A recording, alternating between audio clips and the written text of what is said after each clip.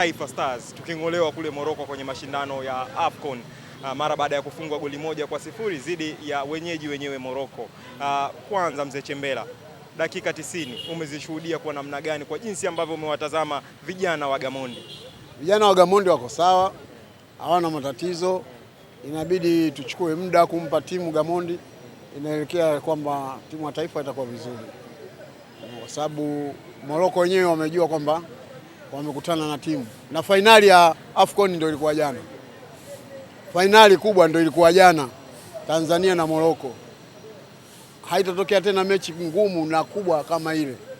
Kwa nini mzee Chembela unasema mechi kubwa haitatokea huku bado michezo inaendelea hatua ya robo finali? Hawatokutana na timu ngumu kama Tanzania. Maanisha Morocco? Morocco hawatokutana na timu ngumu kama Tanzania. Fainali ishamaliza. Ngumu ulikuwa umeutarajia jana kuuona? Na mimi sana tu, kwa sababu kocha wa Tunisia alikuwa kishatoa maagizo kwa kocha wa Morocco, jiangalie na wa Tanzania, sivyo unavyowafikiria ndio itakapokuwa. Hapana, uwe smart kuwachunga, na kweli kaona jana. Simona wenyewe kwa wenyewe walikuwa wanagombana bwana.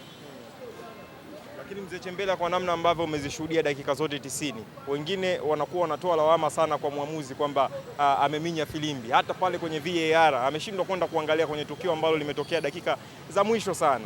Watanzania wengi wanalia na muamuzi. Kwa upande wako mzee Chembela, una maoni gani? Mimi nataka kukuambia kitu kimoja.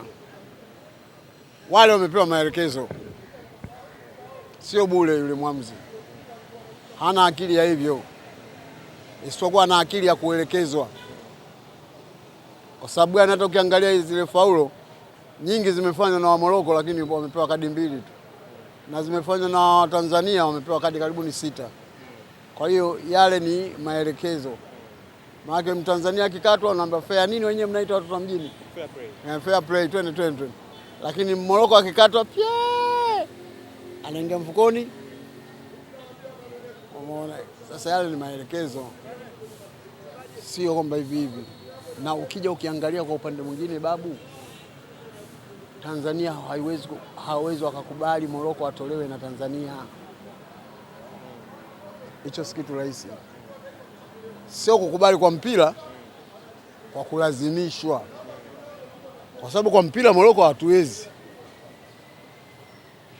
Kwa mechi ya jana kwa mpira Morocco hawakutuweza jana, isipokuwa imelazimishwa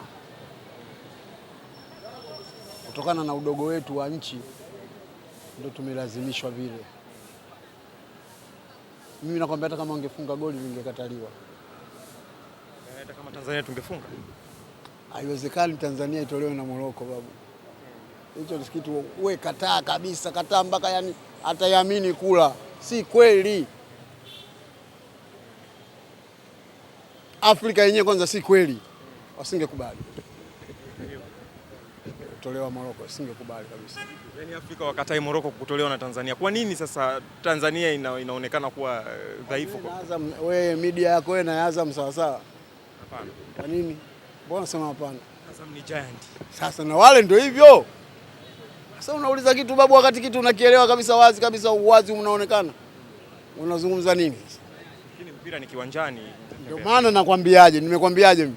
Labda lingekuwa linapigwa nini mpira kama vile anavyopiga Fei yakaingia pale, uwezi kuyakataa. Lakini uende mpaka ndani ya 18 alafu pale ufanye kila njia ushinde, isingekubaliwa. Lingetolewa jambo lolote tu lile. Sasa kama wewe unaamini kwamba watu wangekubali faulo ile, kwa nini wameikataa? Mimi na mwanangu wa kike naangalia nayo mpira, ananiambia baba, mbona yule Idi Nado amemwangusha? Nikamwambia ndani ya box pale penalty ile, hata mtoto mdogo kaona. Tungoje tuangalie penalty. Tumekaa kimya, mbona haijapigwa? Nikamwambia wenyewe wakubwa wale, sisi wadogo hawawezi wakakubali hata siku moja. Hasa ile faulo gani? Kuna faulo alifanya Idi Nado pale? Kuna offside ilitokea pale? Kwa nini wamekataa? Utakwenda kutizama tu. Sikaambia mimi sijaitwa. Yaani pale mimi amenikumbusha kidonda kile cha Yanga kilichotokea South Africa zidi ya Mamelodi Sundowns. Ndio vile Azizi kapiga ngoma tap imeingia. Uwanja ulikuwa kimya. Hata ukiangalia jana baada ya kuangushwa Idi Nando wale watu wana wa Moroko wote walikaa kimya, walijua biashara ishaisha, na yeye wale sabu yake alikuwa kesha maliza. Umeona hiyo? Sasa pale walikuwa naomba yala. Wewe uko unaona yule beki na yule walikuwa wanagombana pale. Walishajua kwamba hii lazima itapigwa. Lakini maagizo VAR hawaiti, na hata kama wanaita wanamwambia tulia. Umeona hiyo? Matokeo yake haikupigwa. Sasa ule ndo ukubwa. Ukiangalia kwa upande mwingine, rais wa FIFA alikuwepo, rais wa CAF alikuwepo, na jobu zima la CAF lilikuwepo pale jana. Yaani wale unawajua majanti wote wa mpira wa dunia na Afrika walikuwepo pale. Unamtoaje Moroko? Umtoe Moroko kirahisi hivi? Si kweli. Lakini kushindwa kung'amua tukio hilo sio kutenda haki kwenye zile taratibu ama sheria za soka. Kwani watu hawajalalamika? Watu wamelalamika. Kwa nini yule aliyefali hajakubali? Kocha nje kalalamika kwa refari wa akiba. Kwa nini naye hajakubali? Kaambiwa aende kule kwenye VAR. Mboni hakwenda pale kwenye VAR kuangalia. Sasa ndio ujue. Babu, mtu mtemi akija kukudhulumu wewe anakudhulumu muda wote ule. Kwa sababu wewe mdogo humuwezi, anakudhulumu na anakwenda zake. Hili ndio maana zikawepo taratibu na sheria Mzee Chembele. Taratibu na sheria watu wanatia mfukoni. Kwani jana taratibu na sheria zilikuwa hakuna? Zilikuwepo. Mtu ukimfanyia makosa ndani ya 18 na kwa penalty. Kwa ni adhabu ya penalty. Ilikuwepo. Sasa ndio haikutokea sasa, lakini sheria ipo. Mtu anaiba, anavunja, alafu anakwenda anaweka wakili anamuuliza umefanya kweli hili swala? Yeye nimefanya. Wakili anakwenda mahakamani analikataa. Sasa sheria ipo amna? Mzee Chembele, kuna matukio baadhi ambayo yalitokea pale kiwanjani. Kuna baadhi ya nafasi ambazo zilitengenezwa na Stars lakini zimeshindwa kubadilishwa kuwa magoli. Pengine nini ambacho kilikuwa ndio hilo tatizo tulikuwa nalo? Tatizo kubwa tulikuwa nalo ndio hilo. Timu ya taifa tatizo kubwa tulikuwa nalo ndio hilo. Mimi ninachokuwa na shauri kwamba Karia, umeona na jobu lake, wampe timu yule bwana na wamwambie atafute watu. Umeona? Aangalie katika ligi hii mpaka ikiisha apate watu pale mbele wa kumsaidia. Mimi katika mawazo yangu nilikuwa nasema kina Idi Nado wale wangekuwa wameingizwa toka mwanzo, sababisha penalty zingekuwa 2 au 3. Kwa sababu Idi anaingia, umeona, Idi anaingia ndani ya 18 na ana speed ya mbio. Kwa hiyo wale lazima wangemfanyia matatizo tu. Kaanza kidogo, simuona wamemfanyaje? Sasa uongo kati ya zile zingekuwa 2 au 3, moja lazima ingekubaliwa. Lakini ndio ile moja na ndio ya mwisho, akipiga dakika chache pila umeisha, anza tena dakika 30. Haya, angekuja akatolewa Moroko inakuwaje? Ndio mwenyeji wa mashindano. Ndio nakuuliza wewe ingekuwaje? Wadhahma sana pale Moroko. Ndio hivyo, mkubwa tu. Na wakubwa walikuwepo pale, vitu wameviona. Lakini mimi ninachoshauri kwa upande mwingine nacho, nasema kwamba viongozi wetu wa Tanzania wanaohusiana na mpira wajaribu kuongea. Kuongea sio kufukuzwa. Wajaribu kuongea, jamani, kutokana na hali hii inaonyesha hivi ya marefari hawa, umeona? Je, masuala ya mpira yatakuwaje Afrika namna hii? Mbona hayaeleweki? Ili wao nao wafungue masikio kusema kwamba kumbe Tanzania na wao wameamka, wanaujua mpira. Lakini ukikaa kimya hivi mwaka unaofuata wanakufanyia unyama tena mwingine kama huyo. Mzee Chembele, mzee wa Kibuyu, mimi nilikuwa namtizama sana Miguel Gamondi tangu akabidhiwe timu kama kaimu kocha mkuu. Namna ambavyo nimemtazama Gamondi, kuna vitu nimeving'amua. Wewe umeng'amua nini kutoka kwa Miguel Gamondi kwenye mashindano ya AFCON? Babu, lazima uambie maswali kama hayo waulize Mikia. Kwa sababu mimi Gamondi namjua, nilikuwa naye ndani ya timu yetu miaka chungu mzima. Gamondi fundi. Mimi kuondoka Yanga yule, mimi nafsi yangu ilikataa. lakini ndio huwezi kukubali babako akimwacha mke. Huwezi kusema baba, kwa nini mke unamwacha? Atakwambia kwa nini wewe hawala wako. Umeona? Baba akataliwi. Akifanya yake anakataliwa vipi? Wewe mama yako unampenda aendelee kuishi, lakini babako anakwambia mimi usimtaki. Wewe utalalamika usema kwa nini baba umemwacha? Atakwambia kwa nini wewe vipi? Wewe yule hawala wako. Lakini mimi Diamond mimi nilikuwa nampenda sana. Sana tena. Kupita kiasi. Kwa sababu nakwambia hivyo kwa sababu gani? Sisi tumekaa naye yule muda mrefu. Lakini sasa baba ndio kishamwacha, wewe unamfanyaje? Mimi kuondoka kwa Diamond pale mimi sikupenda. Sikupenda kabisa. Kwa sababu Diamond fundi. Unamuondoa pale ili iweje? Na nikwambie kitu, yani kocha kama wewe ukuwa una urafiki na wachezaji, wewe hata ukipanga timu namna gani watu wanakufanyia unyama tu, wanacheza ovyo ovyo. Lakini Diamond yuko sawa na wachezaji, anawaambia na watuma mwende mkafanye kazi, msifanye huni. Yeye kucheka na mimi, kuongea na mimi isiyo sababu. Kwa hiyo mtu pale anakwenda anafanya kazi kweli kweli. Lakini sasa ukiwa unamtisha, ukiwa mkali, na wao wanakufanyia wanalamu tu. Wao si wa Tanzania na wa Afrika. Lakini Diamond anawajua. Na lazima uwe urafiki na wachezaji.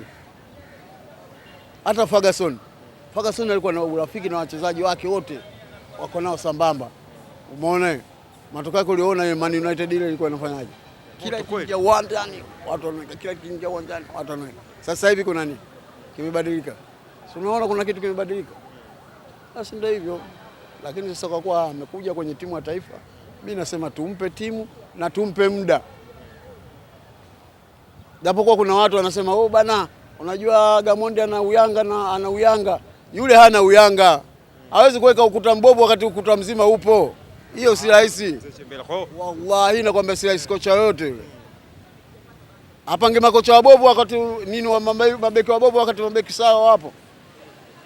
Lakini tumemshuhudia Mwamnyeto Yanga analinga sana Yanga na ukuta. Na goalkeeper wake, yani kuanzia goalkeeper na ukuta wake yule. Ndio anacholingia Yanga. Na ndio anacholingia nini Diamond. Ukuta kwanza ule.